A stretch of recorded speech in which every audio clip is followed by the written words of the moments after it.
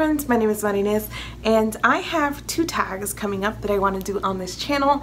This is the first one. It is the mid-year book freakout tag. Every year that I've been on BookTube, I've wanted to do this tag, but then like the middle of the year passes me by because I don't post regularly. I will post all of the information about the original creators of this tag down in the description, and let's get into it. Number one, the best book that you've read this year. For me, that's The Poet X by Elizabeth Acevedo. This is a YA contemporary told in verse about a Dominican American girl living in Harlem who uses slam poetry as a way of processing and understanding her relationships and religion and the world around her. I pre-ordered an ebook as soon as the pre-orders opened. I heard about this story and about the author on Twitter. I followed her right away and I was just very excited about having this book about a Dominican American girl from a Dominican author. I read it as an ebook and then I was lucky enough to get a physical copy, and it is signed by Liz, and it was from an event in Miami. She came to speak with Tomi Adeyemi and I got to introduce them both, which was really cool. As I said, this hit very close to home and it made me very emotional to read about Xiomara's relationship with her mother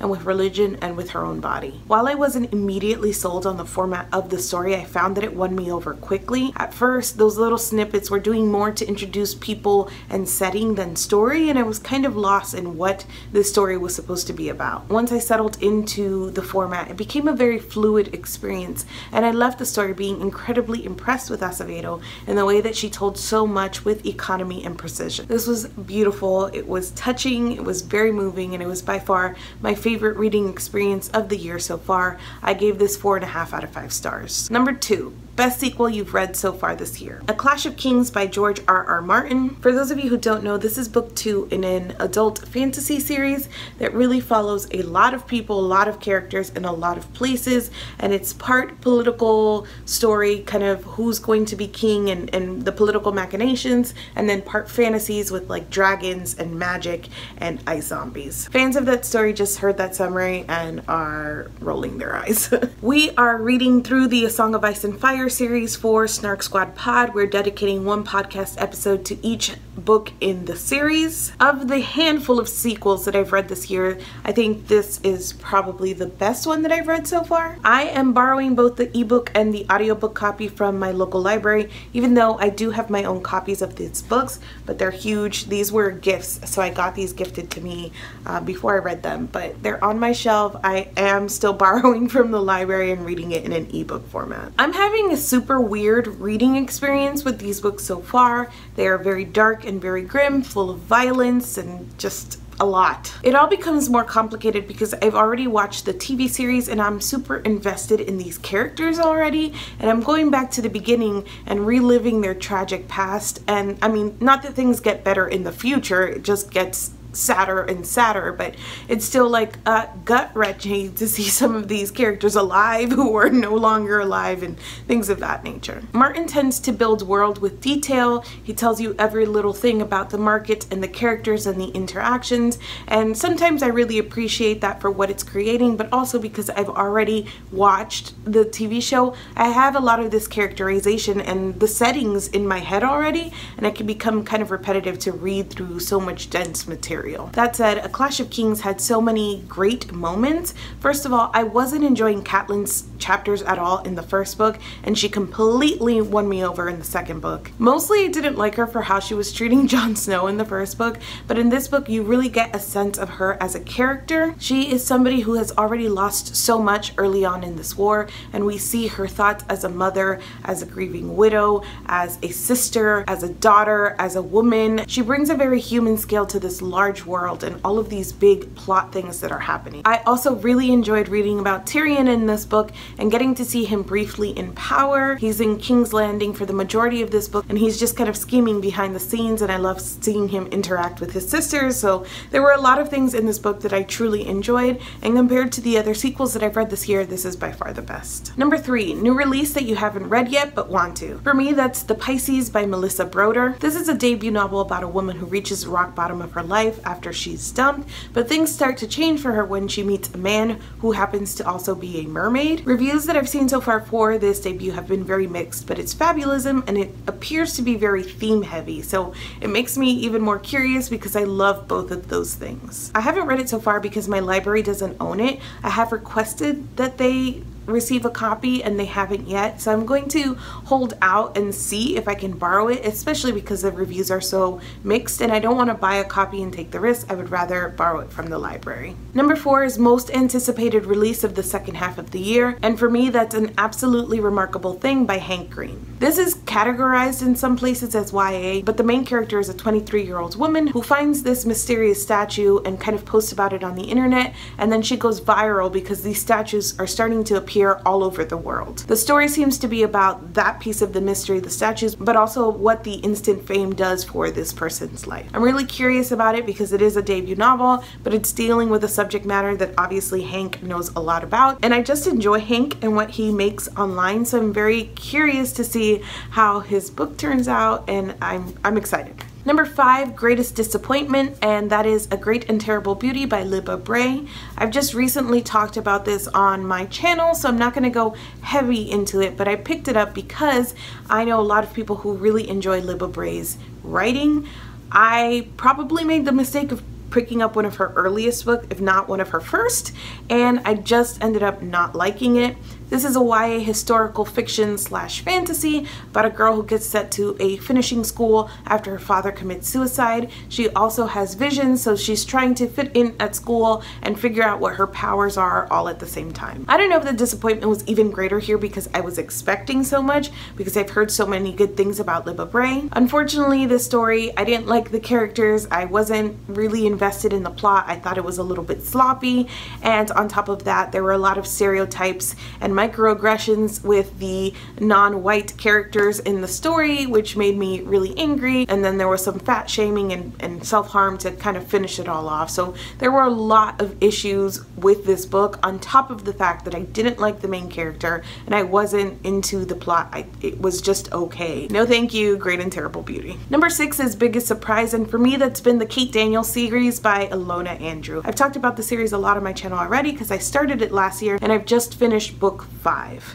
The fact that I've read 5 books in any series is pretty amazing. I hardly ever get that far, so that can tell you that I'm invested and enjoying this a lot more than I expected to. It is adult urban fantasy, and it focuses around the main character Kate Daniels, who started off as a mercenary, kind of becomes an investigator, and it's all set in Atlanta, but in Atlanta with magic and lots of paranormal creatures. I'm not a big urban fantasy reader, but I saw this mentioned, I think it was in one of Sana's old videos about where to start with like urban fantasy, and I marked it down like at my library wish list or on Goodreads or something like that, and last year I just finally made my way around to it, and I'm finding that I'm really enjoying it, especially when I'm spacing them out between other reads. They're probably too similar to binge. I feel like I would burn myself out if I read them too quickly together, but as it is, as I'm spacing them out one every month or so or one every other month, it's really been a fun time. It is a little formulaic and it can be info dumpy in the way that she introduces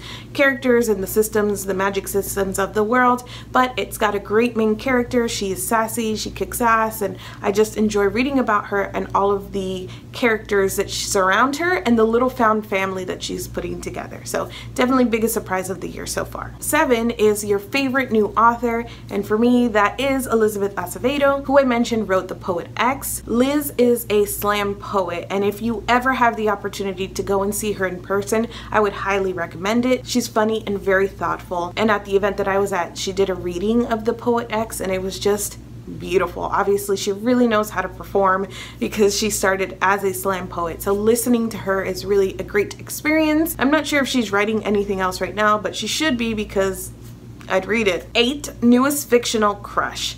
I don't really do the whole fictional crush thing too often, and I think it can get weird, but if I had to pick one, I would go with Geralt of Rivia from the Witcher series. This is another one that I started last year, and I'm up to reading book 5 as well. I don't know what it is about his like brooding, I'm not emotional but I totally am, monster killing shtick, but I like it. Don't at me. Number 9, newest favorite character. I could re-mention Kate or Geralt because they're both characters that I really enjoying this year, but I'm gonna give a shout out to Meg Murray from A Wrinkle in Time by Madelelin. This is a classic children's story about a girl who goes on an interdimensional adventure to find her father who is missing. The story was hit and miss for me in places. I am an adult reading a children's story and it is an older story, so there were things that I was just kind of like not in love with, but Meg as a character I truly enjoyed. She is probably the thing that I most enjoyed about the story, the way she anchors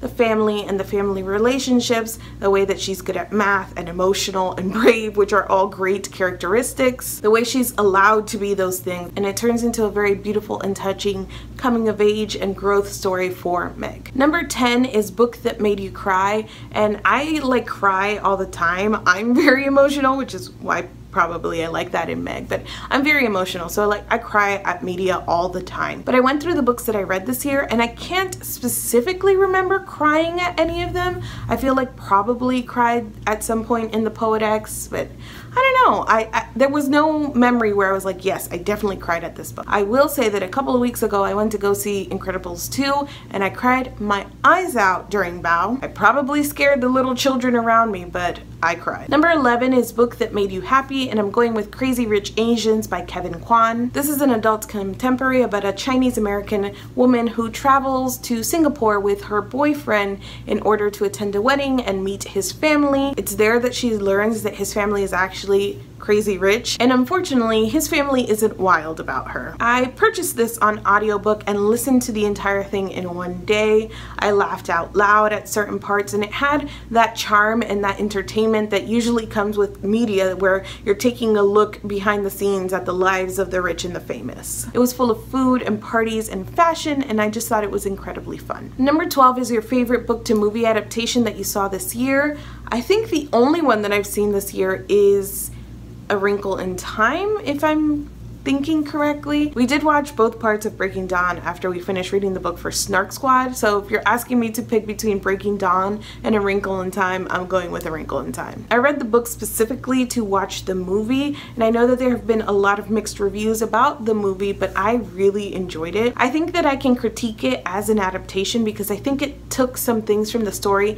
that we needed in order to understand it as a full picture. I really did feel like there was something missing to make it a cohesive story as a standalone movie. That said, I thought it was stunning to look at. I enjoyed discovering this world in a visual medium. I loved all of the casting. Anytime Meg and her father interacted, I was bawling, and all of the representation within the cast was wonderful as well. It was well acted. I loved all of the costumes. It was well cast and just magical. Number 13 is your favorite review that you've done this year. I just mentioned this, so probably it's why on my brain, but I'm gonna go with the Breaking Dawn recaps that we did on Snark Squad. We've been recapping each chapter in all of the Twilight books since several years ago, I want to say. Maybe it just feels that long, but it's been years, I think. This year we finally finished Breaking Dawn and we wrote the last of the recaps. I'll leave the link in the description. I just think they're so funny, probably especially towards the end,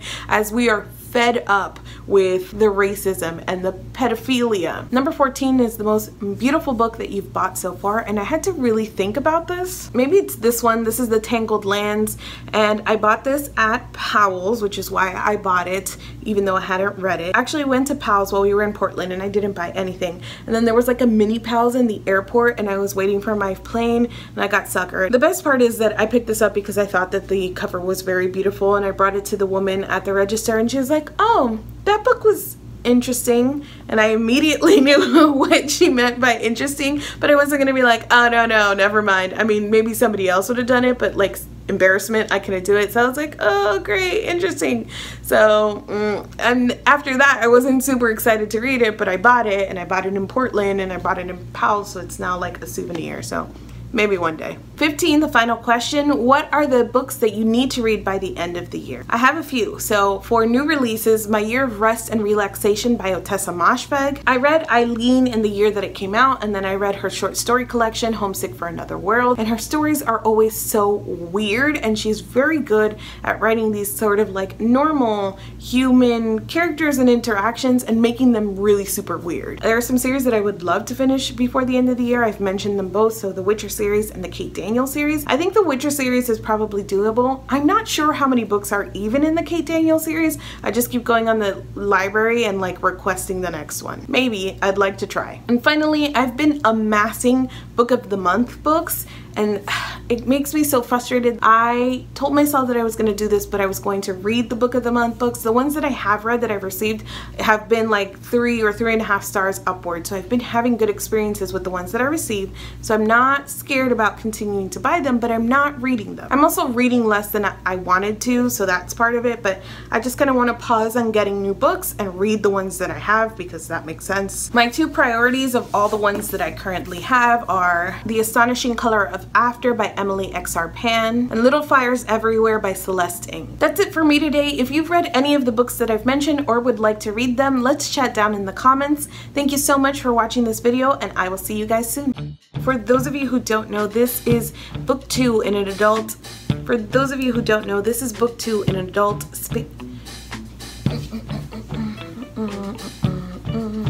I want to read this because it's Otessa.